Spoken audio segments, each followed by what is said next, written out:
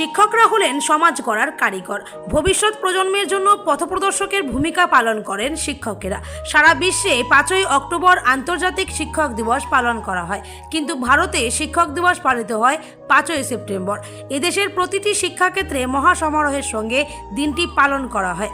শিক্ষাবিদ তথা ভারতের প্রাক্তন রাষ্ট্রপতি ডক্টর সর্বপল্লী রাধাকৃষ্ণনকে সম্মান জানানোর জন্যই 5ই সেপ্টেম্বর দিনটিকে শিক্ষক দিবস হিসেবে বেছে নেওয়া হয়েছে।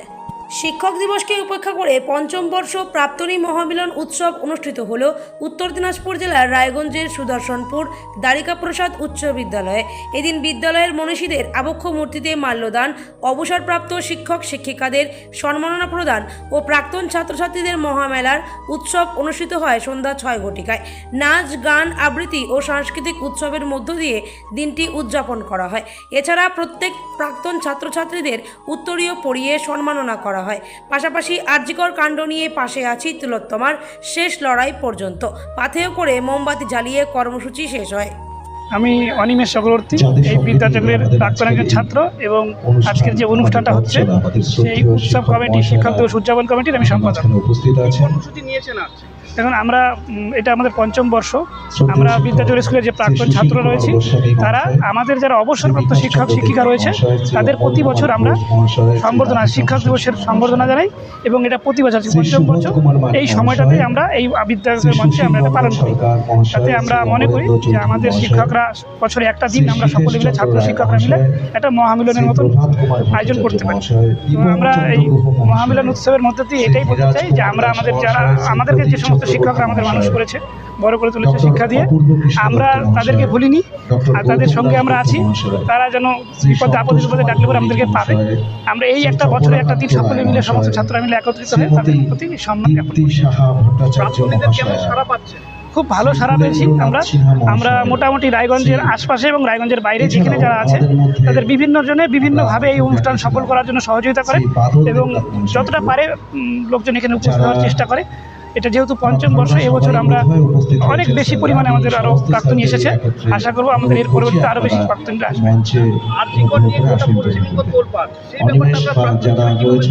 আমরা সেটা আপনারা দেখতে পাচ্ছেন, এখানে আমরা আরজিকরের ঘটনার প্রথমেই আমরা অনুষ্ঠানে শুরু করেছি আমাদের 1 মিনিট নীরবতা পালনের মধ্যে দিয়ে এবং এখানে আমরা বিভিন্ন প্রদর্শনীর মতন একটা করেছি যে এই প্রতিবাদের ক্ষেত্রে প্রতিবাদটা আমরা ছবির মাধ্যমে তুলে ধরেছি এবং আমাদের যে অনুষ্ঠান, সাংস্কৃতিক অনুষ্ঠান, তার মধ্যেও এই প্রতিবাদটা আমরা তুলে ধরব। কী কী প্রোগ্রাম রয়েছে আমাদের?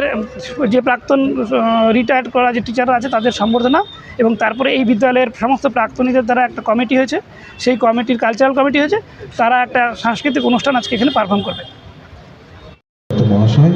যিনি এই বিদ্যালয়ের বর্তমান প্রধান শিক্ষক মহাশয়, আমি ওনাকে মঞ্চে আসন গ্রহণ করার জন্য অবশ্যই ভালো লাগছে। এই স্কুল থেকে প্রায় 50 বছর হলো পাশ করেছি। ভর্তি হয়েছিলাম আরও 12 বছর আগে, মানে 62। এই স্কুলের সঙ্গে সম্পর্ক ভালো, তবে স্কুল আগের যে খোলামেলা পরিবেশটা ছিল সেটা অনেকটা বদলে গেছে।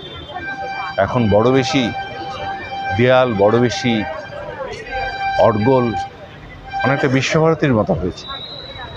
সেটা না হলে ভালো হতো। স্কুল যেন তোতা কাহিনী না হয়, স্কুলটা যেন ছাত্রছাত্রীদের কথা বলার জায়গা হয়, প্রশ্ন করার জায়গা হয়।